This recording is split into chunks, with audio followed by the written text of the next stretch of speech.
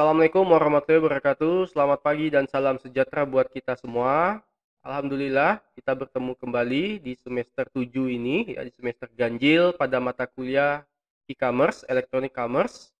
Jadi mata kuliah e-commerce ini merupakan mata kuliah lanjutan dari semester sebelumnya yang telah kalian ambil, yaitu Sistem Informasi Manajemen atau SIM. Untuk bobot SKS mata kuliah e-commerce ini berjumlah 3 SKS.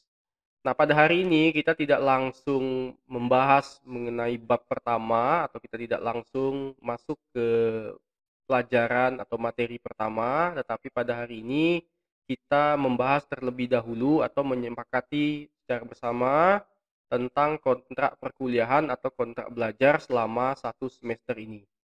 Nah, sebelum kita sama-sama melihat apa saja substansi dan isi dari kontrak belajar tersebut, silahkan lihat video berikut ini.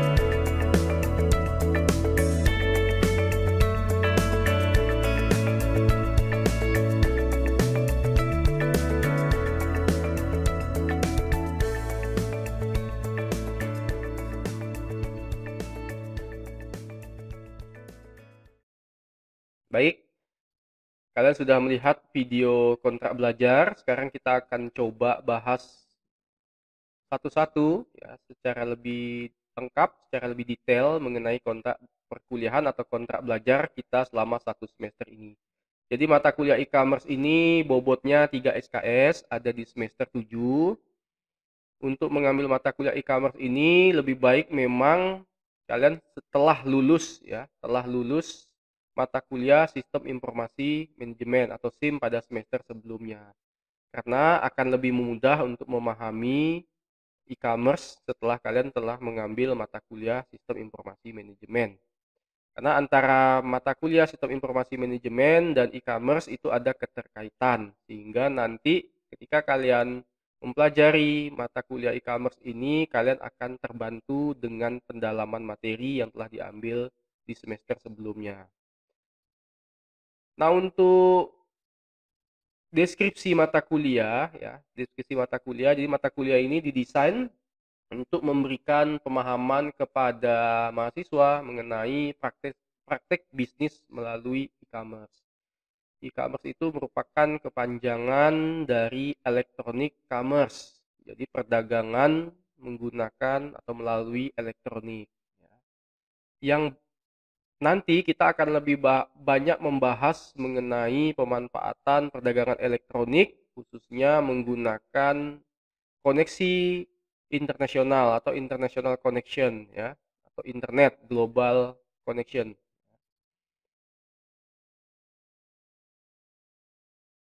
Untuk standar kompetensi ya, standar kompetensi yang diharapkan setelah mahasiswa mengambil mata kuliah atau mempelajari mata kuliah e-commerce ini, mahasiswa itu mampu memahami berbagai dimensi yang ada dalam bisnis melalui media elektronik ya, atau e-commerce yang meliputi konsep, ya, kemudian teknologinya, organisasinya, ya, strateginya, dan isu kebijakan publik, ya, agar e-commerce itu dapat berjalan secara efektif. Nah, untuk sistem perkuliahan dikarenakan kita saat ini ya, masih dalam era new normal, Artinya belajar masih belum bisa kita lakukan secara tatap muka, maka nanti untuk mengefektifkan perkuliahan kita selama 1 semester ini, saya akan melakukan kombinasi ya pembelajaran secara daring atau secara online ya, melalui jaringan menggunakan beberapa platform seperti Google Classroom, ya, kemudian virtual meeting menggunakan Zoom atau Google Meet. Ya. Kalian juga dapat mengakses materi-materi yang nanti akan saya berikan atau saya sudah upload di dalam website saya di web www.fenisfredy.com. Jadi nanti juga ada untuk tugas strukturnya ya, sistem perkuliahan berikutnya kita juga ada nanti presentasi. Nah, jadi nanti kalian juga diminta untuk mempresentasikan atau membuat video saja yang kita lakukan secara online. Kemudian nanti jelas ada diskusi-diskusi yang menarik ya, selama nanti perkuliahan, ada latihan-latihan, karena kita nanti ada prakteknya juga, kemudian tanya jawab. Total pertemuan 16 kali pertemuan ya. Untuk tugas nanti kalian juga diminta menyiapkan salah satu ya, alamat URL atau domain yang unik untuk membuat salah satu konten web kalian. Kemudian nanti hasil dari web tersebut kalian kalian buat dalam bentuk presentasi dan makalah atau video. Di mana isi video itu nanti kalian menjelaskan apa saja sih homepage dan konten ya, atau konteks yang terdapat di dalam web yang akan kalian bangun. Kemudian untuk materi perkuliahan seperti yang saya sampaikan kalian bisa download di website saya dan setiap kali pertemuan juga akan di-submit ya atau di-upload di dalam Google Classroom. Jadi nanti setiap pertemuan kalian bisa mendownload Google Classroom di dalam Google Classroom ya. Kemudian untuk bobot penilaian, ya bobot penilaian ini kehadiran menjadi poin yang paling penting juga ya selain UAS. Ini bobot penilaiannya untuk kehadiran itu 25%, untuk tugas itu 20%, ya. Untuk UTS, ujian tengah semester itu 15%. Kemudian untuk UAS itu 40%. Jadi total atau jumlah bobot itu 100%. Nah, nanti untuk materi presentasi itu sudah saya tentukan, nanti kalian bisa lihat tadi di video ya, di video atau nanti lihat saja di deskripsi. Nah, di sini ada beberapa bab ya, ada 8 bab ya. Nah, nanti kalian akan diberikan salah satu bab ini untuk mempresentasikan, nanti akan dibuat kelompok ya, kalian silahkan membagi kelompok ya, membuat kelompok itu menjadi 8 kelompok yang akan membahas masing-masing satu bab. Jadi total ada 8 bab. Bab pertama tentang mengenal e-commerce, bab kedua itu mekanisme pasar e-commerce, kemudian bab 3 hukum e-commerce dan cyber law, kemudian bab 4 itu pembayaran transaksi e-commerce atau e-payment ya. Untuk bab 5 itu membangun aplikasi dan infrastruktur e-commerce, kemudian bab 6 itu tentang pajak e-commerce ya. Bab 7, nah bab 7 ini tentang organisasinya yang menaungi e-commerce yaitu mengenal IDEA ya. Kemudian ini IDEA ini merupakan Indonesian E-commerce Association. Kemudian bab 8 yang terakhir itu tentang toko online B2C. Nah, untuk ketentuan slide itu yang pertama ya harus ada cover slide minimal 22 slide. Yang harus kalian pahami di sini slide-nya ini jangan terlalu banyak tulisan dalam satu slide karena minimal slide ini hanya 22. Nah, yang perlu kalian pahami dan perlu diingat bahwa PowerPoint itu hanya poin-poinnya saja. Jadi jangan membuat slide ya, tampilan slide di halaman-halamannya itu berisi banyak teks, tapi cukup saja dengan poin, gambar ya atau video. Kemudian atau animasi juga bisa ya. Kemudian untuk font itu kalian menggunakan Arial Black ya untuk titelnya. Kemudian untuk isi ya Arial standar. Jadi kalau di bagian judul ya itu kan menggunakan Arial Black saja. Sedangkan untuk isi menggunakan Arial yang standar yang tidak bold. Kemudian jika ingin menginput atau memasukkan gambar, gunakanlah resolusi gambar yang baik. Kemudian setiap poin harus jelas, background sesuai tema ya, sesuai tema, sesuai dengan bab yang dibahas. Kemudian transisi slide disesuaikan ya, jangan terlalu banyak juga transisi, tapi jangan juga terlalu monoton. Kemudian untuk tata tertib perkuliahan ya, kehadiran saya harapkan di sini saya tetapkan itu harus di atas 75%. Karena apa? Karena kalau di e-commerce ini memang harus banyak praktek dan ini kembali lagi ke kalian ya, karena nanti ini sangat dibutuhkan ketika kalian nanti berwirausaha ya, membuat usaha sendiri, kemudian bagaimana cara usaha kalian itu bisa kalian online kan, konten-konten atau deskripsi mengenai produk usaha kalian bisa kalian upload atau tampilkan di website pribadi kalian atau di blog pribadi kalian yang nantinya akan bisa menjangkau secara lebih luas dalam hal promosi dan sebagainya. Kemudian untuk norma standar UM Pontianak, HP offline selama silent ini ketika tatap muka ya, karena kita tidak tatap muka, karena tidak diperbolehkan, ya, maka kita lakukan secara daring. Jadi untuk HP offline silent ini ya saya rasa tidak ini ya, tidak masuk untuk karena kita sedang pandemi. Karena kan menggunakan daring ya, jadi tidak perlu. Kemudian untuk KHK ya, KHK ini ya, saya rasa juga dilengkapi saja dengan foto, disimpan saja ya. Ini dilengkapi foto, ditempel di depan. Kemudian nanti setiap kita melakukan pertemuan itu nanti akan saya absen, saya akan berikan link melalui Google Form untuk kalian absen dengan batas waktu tertentu ya. Jadi harap diperhatikan. Jadi setiap kita melakukan perkuliahan atau pertemuan secara online, misalnya menggunakan virtual room, menggunakan Zoom, jauh sebelumnya akan saya informasikan, jadi tidak mendadak. Begitu juga kalau ada tugas dan sebagainya itu akan saya informasikan beberapa hari sebelumnya.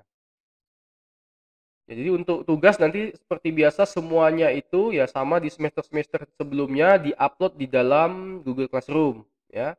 Jadi nanti juga sebelum presentasi ya itu juga di-upload ya, video atau PowerPoint-nya di-upload di dalam Google Classroom.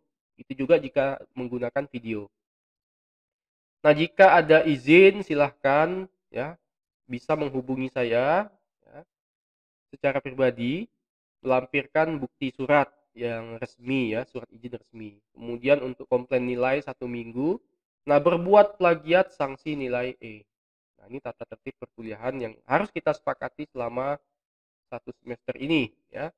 Kemudian untuk kode virtual classroom kalian bisa lihat ya, kalian bisa lihat di Facebook saya. Ya, bisa lihat di Facebook saya, kemudian bisa lihat di dalam Facebook Fakonbis UM Pontianak ya. Kemudian kalian juga bisa melihat di dalam halaman website saya, ya, website e-learning saya dan juga kalian bisa melihat di dalam video ya, di dalam video ini nanti juga ada kode kelas ya, kode kelas yang bisa kalian akses nantinya. Nah, ini untuk e-commerce ini saya mengampu mata kuliah e-commerce ini untuk semester ini ada 8 kelas ya. Nah, dan saya harapkan semuanya mahasiswa ini juga telah gabung ya atau wajib ya, wajib gabung di grup Telegram ya. Jadi wajib gabung di grup Telegram.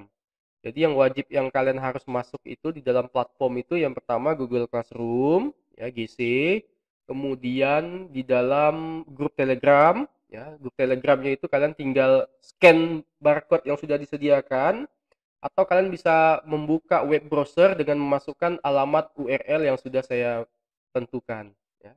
Kemudian beberapa materi juga telah saya upload di website, kemudian beberapa video tutorial juga yang telah saya buat sebelumnya juga saya ada upload ya, saya juga telah upload di dalam YouTube. Jadi bisa ketika kalian nanti melakukan pekerjaan, ada tugas ya, praktek, itu kalian bisa ulang-ulang di dalam video YouTube tersebut ya. Nah, mungkin itu saja yang bisa saya sampaikan ya. Semoga pembelajaran kita selama 1 semester ini ya dapat berjalan dengan lancar. Harapan saya memang mahasiswa ini nanti ke depan ya mampu menguasai teknologi informasi di bidang ekonomi ya. Jadi artinya ketika kita menjadi seorang pengusaha, wirausaha atau entrepreneur, nah kita itu bisa memanfaatkan teknologi informasi ya atau sistem pembayaran elektronik sehingga nanti ketika kita melakukan kegiatan usaha ini akan sangat membantu kita, ya, membantu kita. Sehingga produk yang akan kita tawarkan ini bisa dikenal lebih luas oleh masyarakat, ya, oleh para konsumen dan pelanggan kita nantinya. Oke, mungkin cukup sampai di situ dulu, ya. Silahkan nanti gabung di grup Telegram, ya, dan di platform GC atau Google Classroom sesuai dengan kode kelas yang telah saya tentukan. Baik, saya akhiri pertemuan pada hari ini dengan melafazkan hamdalah, alhamdulillahirabbil alamin. Wassalamualaikum warahmatullahi wabarakatuh.